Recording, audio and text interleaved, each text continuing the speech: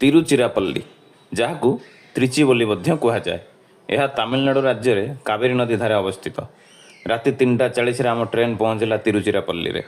ପ୍ରଥମେ second class waiting ହଲ୍ରେ fresh ହୋଇ କ୍ଲକ୍ ରୁମ୍ରେ ଲଗେଜ୍ ରଖିଦେଲୁ। ତାପରେ ପେଟ ପୂଜାର ସମୟ।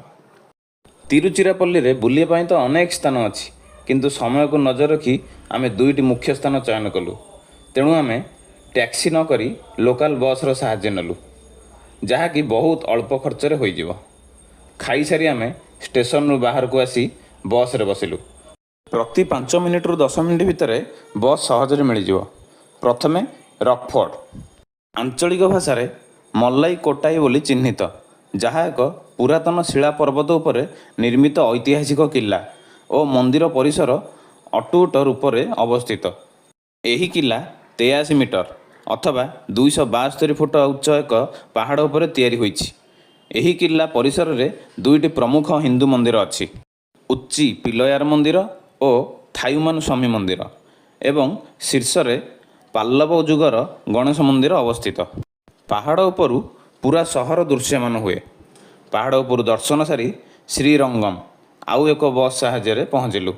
ଶ୍ରୀରଙ୍ଗମ୍ ତିରୁଚିରାପଲ୍ଲୀ ସହରର ସୀମାରେ ଅବସ୍ଥିତ ଏକ ସହର। ଏହା ଶ୍ରୀ ରଙ୍ଗନାଥ ସ୍ୱାମୀ ମନ୍ଦିର ପାଇଁ ପ୍ରସିଦ୍ଧ, ଯାହା ଭଗବାନ ବିଷ୍ଣୁଙ୍କୁ ଉଦ୍ଦେଶିତ ଏକ ପ୍ରମୁଖ ହିନ୍ଦୁ ମନ୍ଦିର। ଏହାର ପ୍ରମୁଖ ଆକର୍ଷଣ ମଧ୍ୟରେ ଏହାର ବାହାରର ଗୋପୁରମ ଅଟେ, ଯାହା ପ୍ରାୟତଃ 73 ମିଟର ଅଥବା 240 ଫୁଟ ଉଚ୍ଚ ଅଟେ। 2017 ମସିହାରେ ଏହି ମନ୍ଦିର ୟୁନେସ୍କୋ ଏସିଆ ପ୍ୟାସିଫିକ୍ ସାଂସ୍କୃତିକ ଐତିହ୍ୟ ସୁରକ୍ଷା ପୁରସ୍କାର ଜିତିଥିଲା। ରଙ୍ଗନାଥ ସ୍ୱାମୀଙ୍କ ଦର୍ଶନ କରି ଆମେ ମନ୍ଦିର ନିକଟରେ ଥିବା ଏକ ଭୋଜନାଳୟରେ ଭୋଜନ ଗ୍ରହଣ କଲୁ। ତାପରେ ମନ୍ଦିରରେ ଯାଇ ଟିକେ ବିଶ୍ରାମ ନେଲୁ। ମନ୍ଦିରର ବେଢ଼ାରେ ଥିବା ଅନ୍ୟ ମନ୍ଦିର ଦର୍ଶନ ସାରି ଷ୍ଟେସନ ଅଭିମୁଖେ ବାହାରିଲୁ।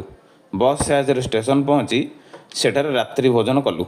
ଶେଷରେ ଟ୍ରେନ୍କୁ ଅପେକ୍ଷା କଲୁ ଆମ ନେକ୍ସଟ ଡେଷ୍ଟିନେସନ୍ ରାମେଶ୍ୱର ଯିବା ପାଇଁ। ଆସନ୍ତା ଭିଡ଼ିଓରେ ଦେଖା ହେବା ରାମେଶ୍ୱରରେ।